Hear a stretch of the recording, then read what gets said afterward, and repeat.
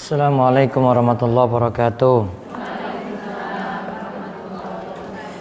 Alhamdulillah wassalatu wassalamu ala Rasulillah wa ala alihi wa sahbihi wasallam. Baik ibu-ibu sekalian, malam sore hari ini menjelang maghrib kita bahas pendidikan anak. Ada yang belum dapat buku? Sudah. Baik, di halaman 92 tayangan film kriminal dan pornografi.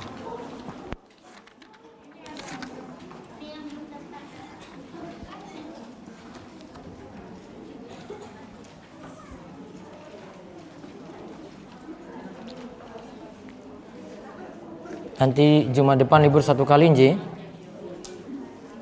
Sama yang Ahad sore ibu-ibu libur satu kali. Yang sepuh sama bapak remaja putra, remaja putri tetap ada. Yang ibu-ibu muda aja yang libur 2 kali hari Ahad sore. Baik, sudah? Mana yang baca?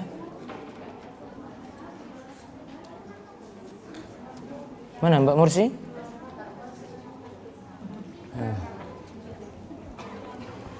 Buka halaman 92, ayo.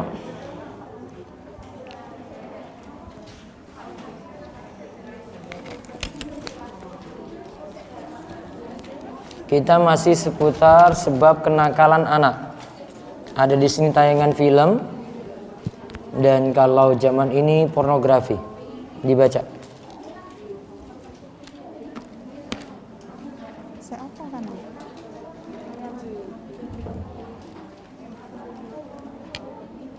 Tayangan film kriminal dan pornografi. Faktor besar yang menyebabkan terjadinya kenakalan pada anak dan mendorongnya untuk berbuat menyimpang adalah karena mereka sering menyaksikan film-film yang tidak layak ditonton. Ayo ibu perhatikan. Langsung kalau sudah mulai aktivitas lain stop dulu, nggak usah ngobrol dengan yang lain. Majelis ilmu diberkahi majelis ilmu itu. Kalau ngobrol nggak berkah lagi. Kebiasaan. HP matikan dulu. Saya lepas aktivitas yang ada ini. Majelis ilmu dihormati. Kalau nggak dapat berkah, malaikat tuh hadir, nyimak baik-baik. Ini lagi dibacakan kata-kata ulama. Ini bukan kata komik, bukan cerita biasa ini. Dibaca. Tayangan film kriminal dan pornografi. Faktor besar yang menyebabkan terjadinya kenakalan pada anak dan mendorongnya untuk berbuat menyimpang adalah karena mereka sering menyaksikan film-film yang tidak layak ditonton yang ditayangkan di televisi, baik berupa tindakan kriminal, film-film porno, dan apa saja yang mereka baca dari majalah dan cerita-cerita cabul. Semua itu dapat mendorong anak untuk berlaku menyimpang, padahal semua itu bisa menyerang akhlak orang dewasa. Lantas, bagaimana jadinya jika anak di usia pubertas atau kanak-kanak? Nah, lihat. Karena pengaruh film dan pornografi. Ingat kaidah penting dalam masalah parenting atau pendidikan anak. Contoh dari orang tua itu akan pengaruh juga pada anak. Jadi kalau orang tua senangnya nonton TV, anak juga akan senang nonton TV. Orang tua senang dengan film, senang dengan artis-artis, anak gak akan jauh dari orang tua seperti itu. Orang tua ribut kalau majelis, ya anak juga ribut kalau majelis, sama saja, nggak akan jauh dari orang tua. Orang tua nggak tahu kelakuan itu bagaimana, anak juga kayak begitu, nggak akan jauh-jauh, sama saja. Jadi mau tahu kelakuan anak gimana ya dari orang tua semuanya. Terus sudah dimaklumi. Sudah dimaklumi bersama bahwa anak tatkala telah berakal, maka gambar-gambar dan tontonan ini akan senantiasa melekat dalam benak dan khayalan mereka. Tanpa disadari, ia nantinya akan mengikuti dan menirunya. Tidak ada bahaya yang paling besar bagi anak di usia puber, kecuali bahaya tontonan yang memicunya berbuat jahat dan melakukan tindakan hina. Terlebih jika anak tidak mendapatkan penjagaan dan pengawasan. Nah, di garis bawah yang terakhir itu. Yang kurang dari orang tua itu tidak ada penjagaan dan pengawasan. Dikasih nonton TV bebas, bahkan sekarang sudah kasih HP bebas. Orang tua ini tanggung jawab itu. Terutama anak kalau SD itu baiknya tidak dikasih HP untuk dibawa pribadi. Itu bukan gaweannya anak, Bu. Anak itu belum di situ dulu pakai. Itu masih punya orang tua. Musibah kalau ibu kasih anak untuk dia pakai kemana-mana, ibu nggak tahu itu dipakai untuk apa, nggak tahu nonton apa, nggak tahu juga nanti mungkin sudah punya medsos gitu, nggak tahu nanti di YouTube nanti buka-buka apa gitu. Orang tua saat ini tuh nggak ada peduli kayak gitu, kasih saja tontonan macam-macam, apalagi zaman ini susah untuk diatur. Kalau tidak berubah dari orang tua, anak-anak nggak akan berubah. Generasi berikutnya akan rusak terus, Bu. Terus lihat lagi. Tidak diragukan lagi bahwa kondisi yang rusak seperti ini dan tontonan maksiat memiliki pengaruh yang besar pada diri anak-anak di usia kanak-kanak atau pubertas. Sehingga nasihat dan arahan dari orang tua dan para pendidik tidak lagi bermanfaat baginya. Garis bawahi lagi yang terakhir. Sehingga nasihat dan arahan dari orang tua dan pendidik tidak lagi bermanfaat baginya. Karena sudah kalah dengan tontonan. Kalau ibu mau kasih YouTube, tontonan dibatasi. Dia cuma lihat yang anak-anak, lihat yang pengetahuan gitu. Kan bisa dilihat. Yang perlu dipahami, tontonan di YouTube itu rata-rata tidak bermutu. Karena tidak ada yang qualified, tidak ada yang kontrol, dikualifikasi nggak ada. Situ cuma kejar viewer, subscriber. Itu kerjaan di YouTube. Yang pintar-pintar buat video itu sedikit. Cuma orang itu senang saja gitu. Dan belum tentu ilmu yang disampaikan itu benar. Jadi perlu selektif juga kalau kasih anak itu tontonan. Terus berikutnya lagi. Agama Islam melalui prinsip-prinsip pendidiknya meletakkan metode yang pendidikannya meletakkan metode yang lurus kepada para orang tua dan pendidik di dalam mengarahkan, mendidik dan melaksanakan hak dan kewajiban terhadap anak-anak mereka. Prinsip-prinsip metode itu adalah melindunginya dari setiap perkara yang menyebabkan datangnya murka Allah dan dimasukkannya ke neraka dengan perlindungan yang sempurna. Sebagaimana firman Allah, Ya ayyuhalladzina amanu qu anfusakum wa ahlikum nara. Hai orang-orang yang beriman, peliharalah dirimu dan keluargamu dari api neraka. Quran Surat At-Tahrim ayat 6. Kedua, menanamkan rasa tanggung jawab terhadap siapa saja yang berhak untuk mendapatkan pengarahan dan pendidikan. Hal ini bertujuan agar amanah dan tanggung jawab itu dapat mereka pikul dengan baik, sebagaimana sabda Nabi Shallallahu Alaihi Wasallam. Warrajulu ra'in ala ahli baitihi wa huwa mas'ulun an ra'iyatihi. Baca artinya. Seorang laki-laki itu pemimpin dalam keluarganya dan dia bertanggung jawab atas kepemimpinannya. Hadis riwayat Al-Bukhari dan Muslim.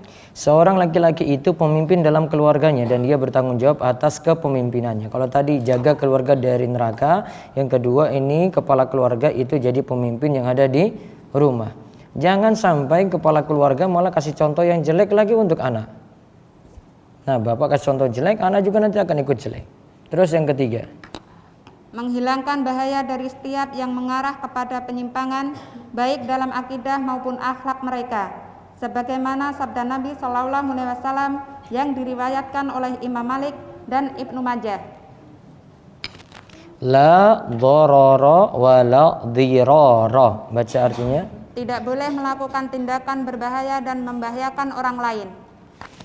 Nah, di sini kalau disuruh tidak boleh memberikan bahaya, maka termasuk tidak boleh memberikan bahaya kepada anak kita sendiri. Lalu keterangan di bawahnya lagi berpijak. Berpijak dari prinsip Islam dan metode pendidikannya inilah. Nah, lihat ya, berarti 3 prinsip tadi ya. 1, jaga keluarga dari neraka. Yang kedua, setiap kita nanti akan dimintai tanggung jawab. Yang ketiga, tidak memberikan bahaya. 3 prinsip ya pendidikan.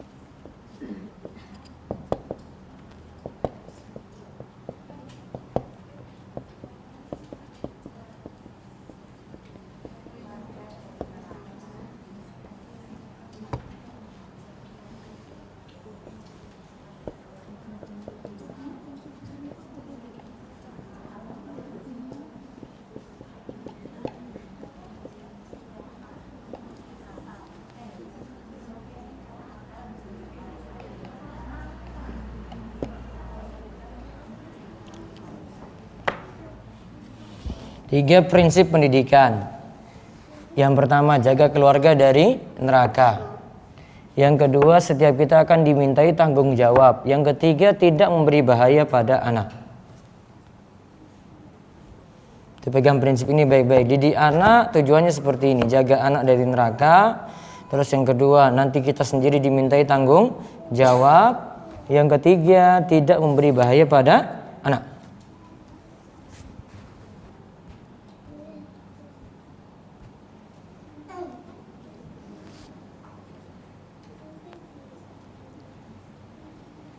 Nah, baca lagi, dilanjutkan tadi. Berpijak dari prinsip Islam dan metode pendidikannya inilah para orang tua. Berpijak dari prinsip Islam dan metode pendidikannya inilah para orang tua dan pendidik diwajibkan untuk melarang anak-anak mereka menyaksikan tayangan-tayangan yang mengandung pornografi dan kriminalitas. Mereka juga harus melarang anaknya untuk membeli majalah-majalah porno, cerita-cerita dan buku-buku cabul. Ringkasnya, orang tua dan para pendidik hendaknya melarang mereka dari setiap hal yang bisa membahayakan akidah mereka dan mendorongnya berbuat menyimpang. Insya Allah Pada pembahasan tanggung jawab pendidikan iman dan pembahasan tanggung jawab pendidikan moral pada jilid kedua akan dijelaskan secara rinci berbagai prinsip yang telah diletakkan Islam tentang metode pendidikan anak, baik akidah maupun akhlaknya. Hal ini bertujuan agar siapa saja bisa mengetahui bahwa Islam adalah agama kehidupan dan agama fitrah sesuai dengan kodrat manusia. Islam juga agama pembaharuan dan pendidikan. Ya, Allah berfirman, Subhanahu wa taala berfirman, wa man ahsanu minallahi hukman liqaumi yuqinun. Baca artinya. Dan hukum, siapakah yang lebih baik daripada hukum Allah bagi orang-orang yang yakin? Quran surat Al-Maidah ayat 50. Baik, itu nomor 7. Berarti tayangan ini dikurangi. TV jika tidak manfaat itu yang perlu diperhatikan agar tidak merusak anak-anak itu ketika di rumah. Kalau saat ini bukan TV lagi, tayangan YouTube itu misalnya. Terus yang ke-8, merebaknya pengangguran di masyarakat. Baca. Merebaknya pengangguran di masyarakat. Faktor mendasar lainnya yang menyebabkan kenakalan pada anak adalah merebaknya pengangguran di tengah masyarakat. Seorang lelaki yang telah beristri dan mempunyai anak tapi sulit untuk mendapatkan pekerjaan. Mereka tidak mendapatkan makanan yang bisa menahan laparnya serta memenuhi kebutuhan pokok dan tuntutan hidupnya. Anak-anak pun secara bertahap akan terjerumus ke dalam penyimpangan dan kenakalan.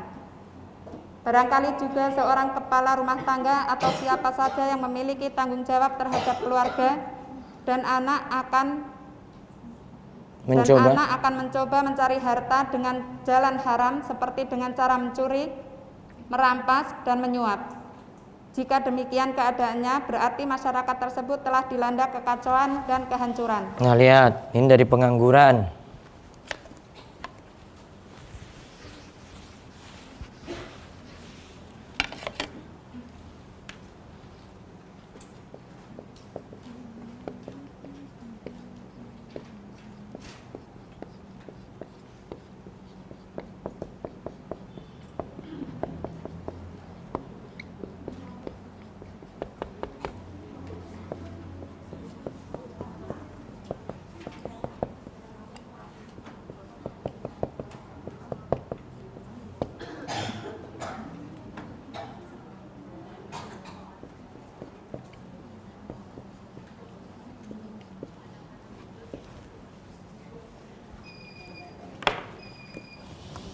Asalnya itu dari orang tua atau bapaknya pengangguran.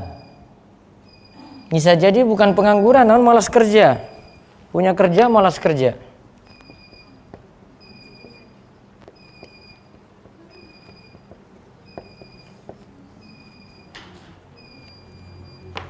Akhirnya cari jalan pintas, ada mencuri, merampok, menyuap, kriminalitas. Pokoknya tindakan-tindakan jahat pokoknya dilakukan, yang penting dapat duit sajalah.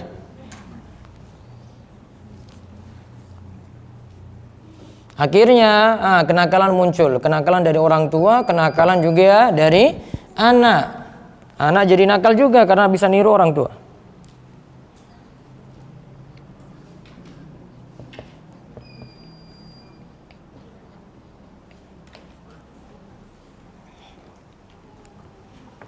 Ortunya nakal, anaknya nakal.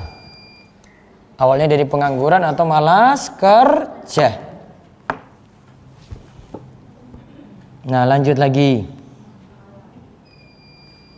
Dengan menerapkan prinsip keadilan sosial dan menjaga hak individu masyarakat, Islam telah memberi solusi perihal masalah pengangguran dan yang sejenisnya, baik karena pengangguran yang dipaksa PHK atau pengangguran karena malas bekerja. Nah, pengangguran ada dua berarti ya. Karena PHK atau karena malas kerja. Bisa jadi dia punya usaha atau bangun usaha, namun malas-malasan. Akhirnya anak istri yang jadi terbengkalai.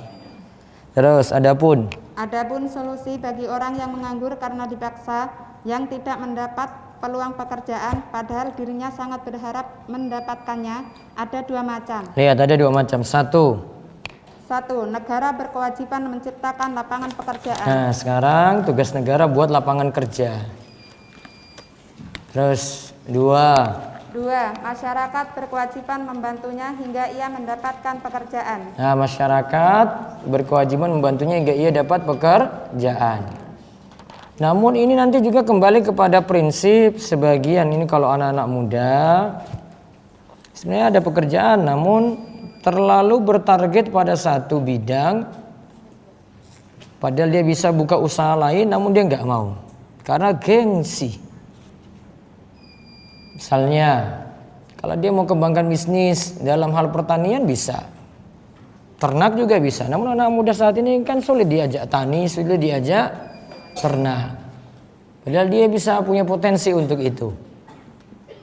Ada juga dengan bisnis yang lainnya, namun ada yang ngotot pokoknya saya jadi pegawai baru saya disebut kerja. Pegawai itu bukan jaminan. Jadi jaminan itu rezeki halalnya, bukan pegawainya.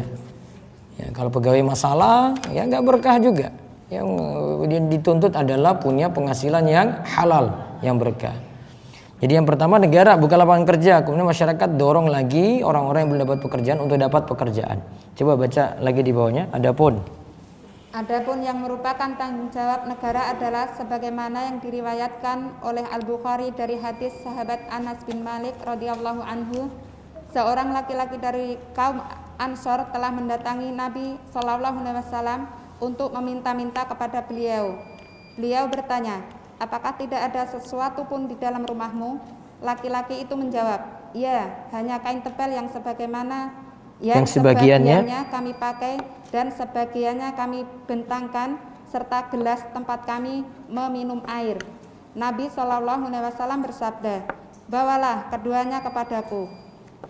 Kemudian laki-laki itu membawa keduanya kepada Nabi Shallallahu Alaihi Wasallam. Lalu beliau mengambilnya dengan kedua tangannya dan bersabda, siapa yang mau membeli kedua barang ini? Seorang laki-laki menjawab, aku membelinya dengan harga 2 dirham. Kemudian beliau memberikan barang itu kepadanya, lalu mengambil 2 dirham dan memberikannya kepada orang Ansor tersebut. Beliau bersabda, belilah makanan dengan salah satu dari kedua dirham itu dan berikanlah kepada keluargamu. Kemudian dengan yang 1 dirham lagi, belilah kapak dan bawalah kepadaku. Kemudian kapak itu diberikannya kepada beliau. Setelah itu Rasulullah Shallallahu Alaihi Wasallam mengambil sebuah kayu, mengikatnya dengan tangannya dan bersabda, pergilah dan carilah kayu bakar, kemudian jualah. Aku tidak ingin melihatmu selama 15 hari. Lalu laki-laki itu melaksanakan perintah beliau. Setelah itu ia datang kepada beliau setelah ia mendapatkan 10 dirham. Dengan sebagiannya itu ia membeli pakaian dan dengan sebagian yang lain ia membeli makanan. Maka Rasulullah SAW bersabda, bekerja lebih baik bagimu daripada datang meminta-minta, dan perbuatan meminta-minta itu akan menjadi titik noda di wajahmu besok pada hari kiamat. Nah, di garis bawah yang kalimat terakhir, bekerja lebih baik daripada mengemis. Dia disuruh tadi bawa kayu bakar tuh, walaupun cuma dapat 10 dirham. Ya, tadi cuma dapat 10 dirham saja. Dia sebagiannya itu beli pakaian, sebagiannya digunakan untuk beli makanan. 10 dirham, kalau 200 dirham itu 6 juta. Berarti 20 dirham itu 600 ribu. Ini cuma 300 ribu dia dapat setelah kerja. Namun Nabi suruh itu lebih mulia daripada jadi pengemis, mengemis. Perbuatan minta-minta itu akan menjadi titik noda di wajahmu besok pada hari kiamat. Secara umum hadis ini dhaif, namun maknanya itu benar dari cerita ini. Satu hadis lagi, adapun masyarakat berkewajiban membantunya hingga ia mendapatkan pekerjaan, sebagaimana yang diriwayatkan oleh Imam Muslim dari hadis Abu Sa'id Al-Khudri bahwa Rasulullah SAW bersabda, man kana ma'ahu fadlu dhahri falya'ud bihi ala man la dhahra lahu wa man kana lahu fadlun min zadin falya'ud bihi ala man la zada lahu. Baca artinya. barang siapa yang memiliki kelebihan punggung, tunggangan, hendaklah ia menghampiri orang yang tidak mempunyai punggung atau tidak punya tunggangan. Maksudnya dia beri tumpangan lagi pada orang lain kalau punya kendaraan yang kosong. Terus, dan barang siapa yang mempunyai kelebihan bekal, maka hendaklah ia menghampiri orang yang tidak memiliki bekal. Berarti kalau dia sudah punya pekerjaan, serangan pada orang lain juga supaya dapat pekerjaan. Baik, wallahu alam, sampai di bahasan ini untuk bahasan kita untuk sore ini. Berarti kita simpulkan di antara yang rusak lagi menyebabkan anak nakal, tayangan film kriminal, pornografi, dan nomor 8 merebaknya pengangguran di masyarakat. Wallahu a'lam. Semoga Allah berikan kita ketakwaan, diberikan rasa syukur, dan diberi taufik untuk terus memperbaiki diri jadi lebih baik dan menjadi orang tua yang baik untuk anak-anak kita. Amin. Demikian kita cukupkan, kita tutup kalian doa kafaratul majelis. Subhanakallahumma bihamdika asyhadu an la ilaha illa anta astaghfiruka wa atubu ilaik. Besok sore ada kajian di Masjid Al-Huda Pelayan ba'da asar seperti biasa. Assalamualaikum warahmatullahi wabarakatuh.